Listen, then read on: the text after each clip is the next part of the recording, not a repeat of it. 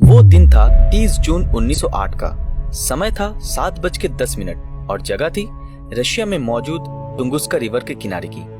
उस दिन आसमान बिल्कुल साफ था और देखकर ऐसा बिल्कुल नहीं लग रहा था कि बहुत ही जल्द कुछ बड़ा होने वाला है। पर घड़ी का कांटा जैसे ही ठीक 7:14 पर पहुंचता है, वैसे ही अचानक से टुंगुस्का नदी के ऊपर एक बहुत ही बड़ा धमाका होता है। और ये धमाका कोई ऐसा वैसा धमाका नहीं था, क्योंकि इस धमाके के कारण न सिर्फ उस जगह पर बल्कि 2000 किलोमीटर में आने वाले सभी पेड़ पौधे, जिनकी तादाद करीबन 8 करोड़ से भी ज्यादा थी, वो टूटकर जमीन पर बिखर जाते हैं। साथ ही 60 किलोमीटर के रेडियस में जितने भी घर मौजूद थे, उनकी खिड़कियां, दरवाजे और घरों में रखे फर्नीचर पूरी तरीके से टूट जाते हैं। और लोगों की माने तो इस धमाके के कारण न सिर्फ रशिया में बल्कि पूरे यूरोप में इसके झटके को महसूस किया गया था। और रिपोर्ट की माने तो ये धमाका हिरोशिमा में हुए न्यूक्लियर अटैक से भी 1000 गुना ज्यादा था। और जो बात इसे मजेदार बनाती है वो ये है कि ये धमाका इंसानी इतिहास का सबसे बड़ा धमाका था। पर अभी आपके मन में ये ख्याल जरूर आ रहा होगा, वो असल वजह क्या होगी जिस कारण ये एक्सप्लोजन हुआ था। तो चलिए बिना वक्त को जाया करते हुए जानते हैं टुंगुस्का इवेंट का सच। अगर इस धमाके से कुछ वक्त पहले मौजूद आई विटनेसों की माने तो उनका कहना है कि धमाके से कुछ वक्त पहले आसमान बिल्कुल साफ था, पर अचानक से एक आग का गोला, जिसका साइज तकरीबन हमारे सूरज से 3 से 4 गुना बड़ा था, वो बहुत तेजी से धरती की ओर बढ़ता हुआ दिखाई देता है। और उनका ये भी कहना है कि ये आग का गोला हर थोड़ी देर में अपना रंग बदल रहा था। पर जब ये धरती से 6 किलोमीटर की ऊंचाई पर था, तब ये अचानक से फट जाता है। और इस एक्सप्लोजन के चलते आसमान को देखकर ऐसा लग रहा था कि आसमान 2 हिस्सों में बंट गया हो। और सबसे बड़ी बात, इस धमाके से उस जगह पर 30 मेगाटन एनर्जी रिलीज हुई थी। इस वजह से 2000 किलोमीटर में आने वाले सभी पेड़ जलकर राख हो जाते हैं। और उनका ये भी कहना है कि जब वो दूर से इस चीज को देख रहे थे, तब एक्सप्लोजन के फोर्स के कारण वो भी अपनी जगह से बहुत दूर छिटक कर गिरे थे। और थोड़ी देर के अंदर ही पूरा इलाका काले बादल और धुएं से ढक गया था।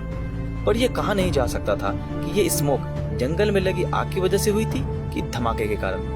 पर जब ये धुआं उस इलाके से हटता है, तब उस इलाके पर कई सारे अजीबोगरीब चीजें देखने को मिलती है, जैसे बादलों का बहुत अजीब तरीके से चमकना, और सूर्य अस्त के समय सूरज का कलरफुल दिखना, और रात के समय जंगल से आती हुई रोशनी।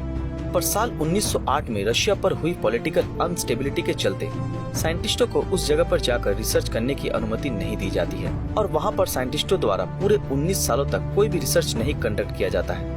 पर फिर साल 1927 में लियोनार्ड कुलिक नाम के एक मेटेरोलॉजिस्ट ने टुंगुस्का इवेंट के ऊपर ग्राउंड जीरो पे जाकर रिसर्च करने की सोची।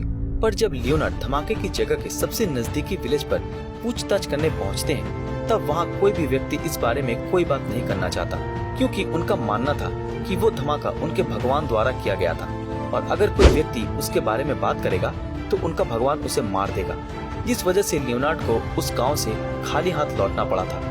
पर जब वो इसके 1 महीने बाद ग्राउंड जीरो पर पहुंचते हैं, तब वहां उन्हें बहुत ढूंढने के बाद भी कोई क्रेटर नहीं मिलता। दरअसल क्रेटर एक प्रकार का गड्ढा होता है जो किसी एस्टेरॉयड के फटने या फिर एस्टेरॉयड के धरती से टकराने से बनता है।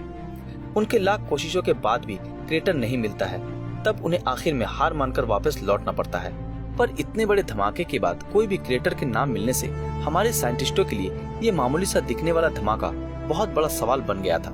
पर कुछ साइंटिस्ट हर बार की तरह इस धमाके के ऊपर अपना लॉजिक देते हुए अपनी अपनी थ्योरी सबके सामने रखते हैं और कहते हैं कि ये धमाका अर्थ के कोर में मौजूद मैग्नेटिक फील्ड के बदलने की वजह से हुआ था। और कईयों ने तो ये तक कह डाला कि जिस इलाके में ये धमाका हुआ था, वहाँ एक बहुत छोटा ब्लैक होल जैसा कुछ चीज दिखाई दिया था। और कुछ ने तो ये भी लॉजिक दिया कि इसके पीछे एलियंस का हाथ है, क्योंकि अगर हम धमाके वाली साइट को देखें तो वहाँ पर कोई भी इंसानी बस्ती नहीं थी, और ये इतना वेल नेविगेटेड था कि ये घटना एलियंस द्वारा कराई गई थी। ऐसा लगता है क्योंकि मान लो अगर ये धमाके कुछ सेकंड भी आगे पीछे होते तो करोड़ों लोगों की जान जा सकती थी, पर ऐसा कुछ भी नहीं हुआ। खैर, उस समय रोजाना ऐसे ही अलग अलग थ्योरीज आने लगी, पर कोई भी थ्योरी इस धमाके के सच को पूरी तरह से एक्सप्लेन ना कर सकी। पर साइंटिस्ट भी हार मानने वालों में से नहीं थे। वो हर साल वहाँ जाते और उस जगह की जाँच करते, और जब कुछ नहीं मिलता तो आखिर में वहाँ के एक सैंपल ले आते और ऐसे ही साल 2013 तक चलता रहा।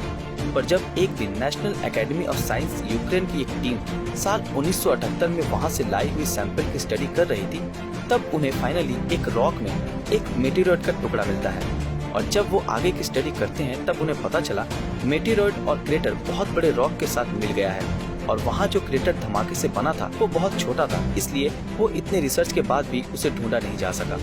और फाइनली धमाके के पूरे 95 साल बाद टुंगुस्का इवेंट की मिस्ट्री सॉल्व होती है। पर गाइस, इस मिस्ट्री के सॉल्व की खुशी में क्या हम इस वीडियो पर 21,000 लाइक हिट कर सकते हैं? और अगर आप लोगों को इस तरह के और भी इंटरेस्टिंग इवेंट्स को जानना है तो हमें कमेंट में जरूर बताएं। क्या आपने हमारे फेसबुक पेज ब्रीदिंग नॉलेज को फॉलो किया है? अगर नहीं किया तो अभी तुरंत कर लें। तो फिर मिलते हैं आपके साथ अगले वीडियो में, तब तक के लिए अलविदा।